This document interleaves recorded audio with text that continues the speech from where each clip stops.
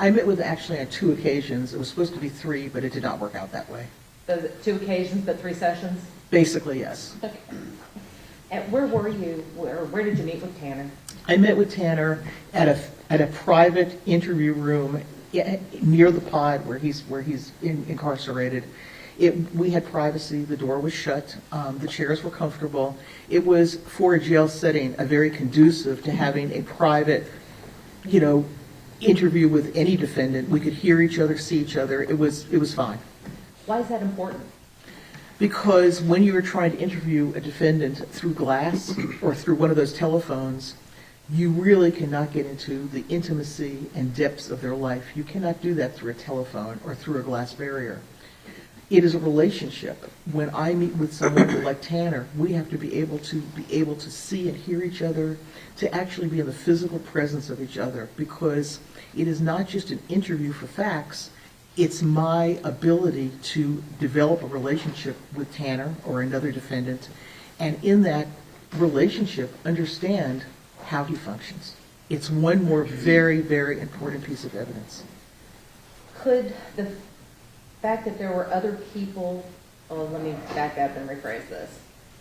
How would the presence of other people in the room outside of the team, how could that affect the validity or the rapport building? I'm not sure I'm understanding. I mean, we spoke privately. There were guards outside, but they could not see in the room.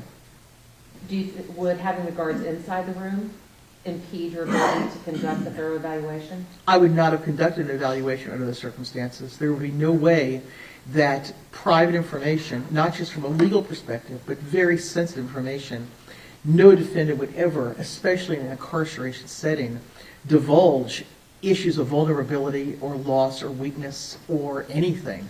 So I would have probably asked you to find a court order that a guard should not be in there, because I could not conduct an evaluation like that. How important is it, you mentioned the word rapport, so how important is it to build rapport with the person you're evaluating? Well, I think it's important to define the word rapport. My job in this is not to become friends with Tanner. My job is to set up an ambiance, an environment where Tanner or other defendants will feel comfortable talking, which means that I try to make it clear that they are accepted by me, that I have a lot of experience, that I'm not here to be criticized or judged, but I'm here to fully be a listening ear to understand.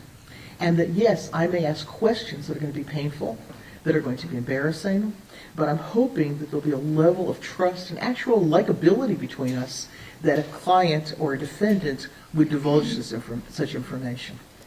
During these evaluations and these interviews that you do, how important is it to get that personal information from the client?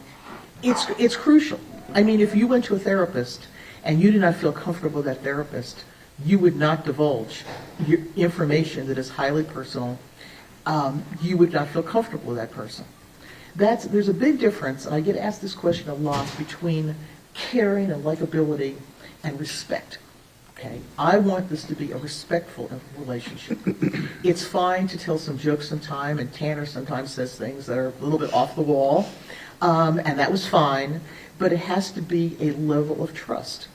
And that it's not a therapeutic relationship. I'm a forensic psychologist, but it has to be that he knows that I am listening and that I will ask questions that will allow him to tell the whole story about himself.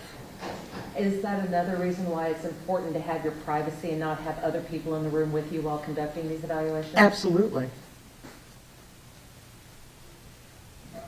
Dr. Brahms, let's talk about child development, because that's why we're here, what you were retained to talk about. When we talk about, and when we use the phrase child development, what do we mean by that?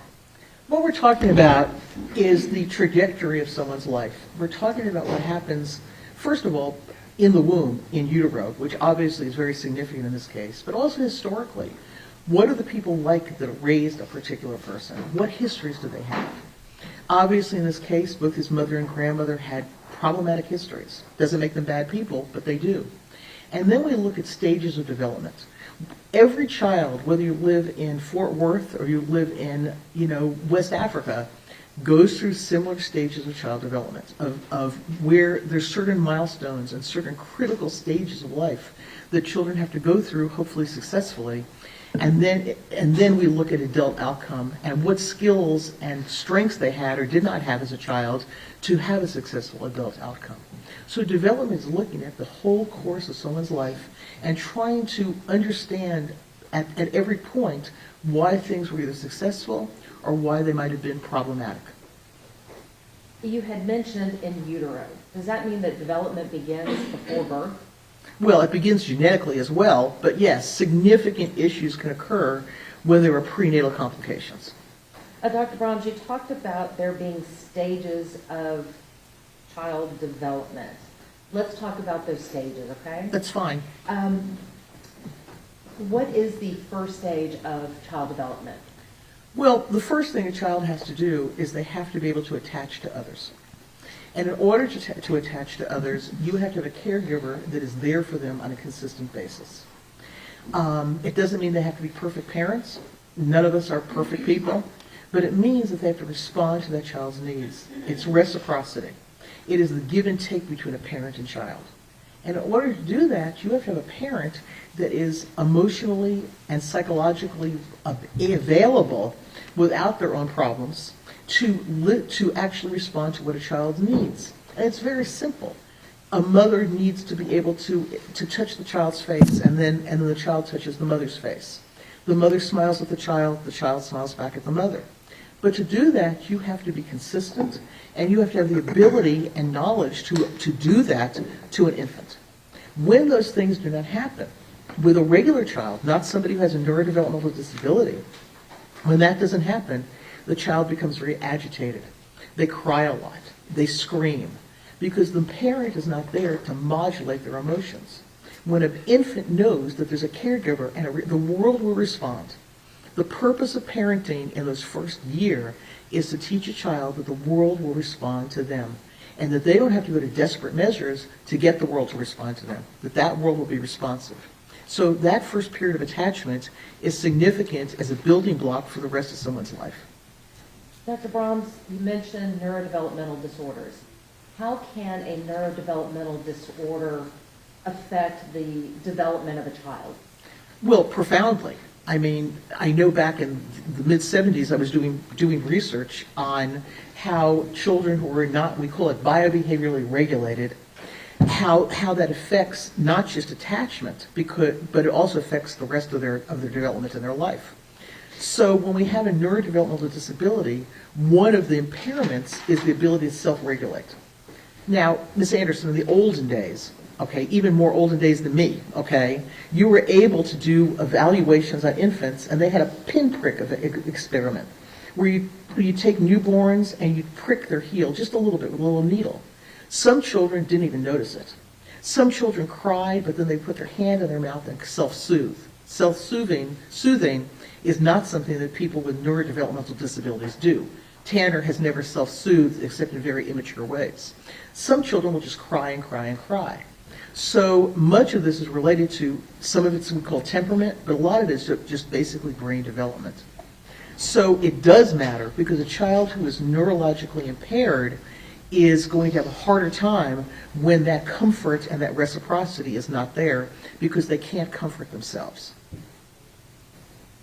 So how important is it to, well, let me ask this. Are interventions available for children? Oh, absolutely. How important is it to have an intervention as quickly as possible or as soon as possible? Well, I don't want to be unpolite, but it's not an intervention. It's a course of interventions. It's a multimodal intervention. So first of all, the timing is extremely important. It is important to start as soon as you see developmental differences or behavioral differences in a child. In many states, most states, there are infant programs where people come into the house, professionals come into the house and educate the caregivers about how to set up the best possible environment for that child. But what we do know in terms of early intervention with neurological disabilities, neurodevelopmental disabilities, that if there is not intensive intervention by about age 6, that child is far behind the 8 ball. That the types of skills, attention, self-regulation, socialization, attending to the environment, all of those issues need to be addressed well before a child starts to go into stages of development where those skills are absolutely mandatory. So if you do not have intervention early, and that would be occupational therapy, counseling for the parents or parent guidance, educational issues, there's a lot of interventions. If you don't have that early on, everything snowballs because that child doesn't have the basic, we used to call it learning to learn skills. The skills that you have to learn in this world, to acquire information, to control your behavior, all of those things. If you don't have that by a certain time, your adaptation and your coping skills are going to be ineffective. You mentioned the term multimodal. What does that mean? Well, it's a fancy word, but what multimodal means is that you have interventions not just in one area, but in many areas, because neurodevelopmental issues are pervasive. And what we mean by pervasive, it's not just a learning disability. You know, I have friends who actually became attorneys and doctors, and they had a learning disability, and they got reading help, or they got whatever they needed, and they went on with their lives. And some of them they listen to audiobooks now because they don't like to read that much, but they still become lawyers or doctors. That's a learning disability. What we're talking about, and I know this jury has heard this forever, but we're talking about deficits that are pervasive. They're in the frontal lobe. They're in the limbic system. They affect the way that somebody perceives and interacts with the world. So there's language deficits.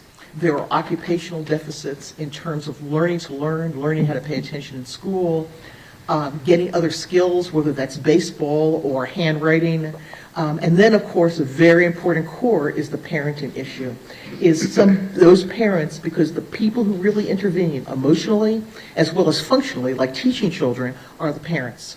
And they are probably as important or more important than any of the other interventions that are available.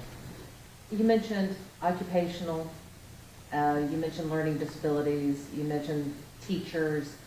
What other kinds of interventions are available for children with neurodevelopmental disorders? Well, there's psychiatric interventions. There's always the option of medication. And this is an important issue because, number one, a majority of children with neurodevelopmental issues have, in quotes, ADHD. They do not pay attention. They are impulsive. It's all of that. You know, we can use whatever diagnostic terms we want to use.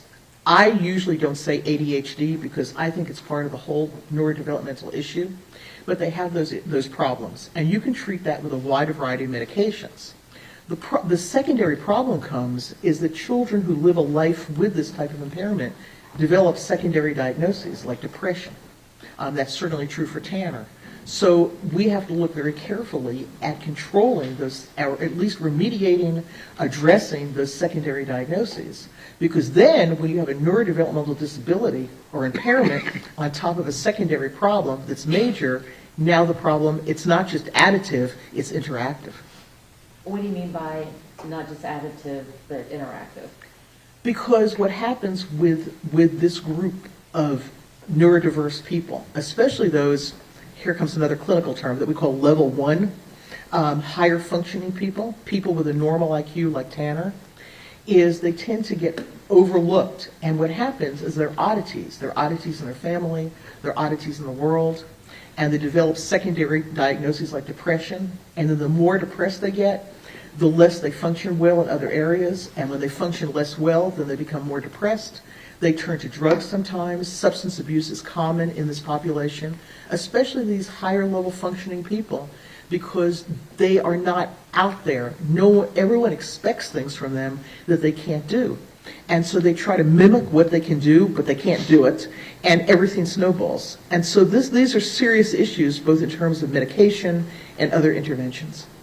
Dr. Brahms, I want to take you back to the stages of development.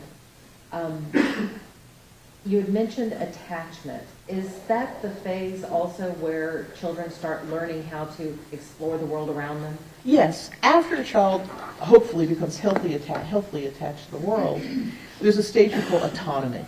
And autonomy is Anybody who's had a toddler is going to understand autonomy. You don't need a lecture about this. Children, let's say 3 years old, 4 years old, young, toddlers, a little bit above, will go out to the world and explore. And who do they come back to? They come back to their mommy or daddy. And their mommy and daddy tells them how to explore the world safely.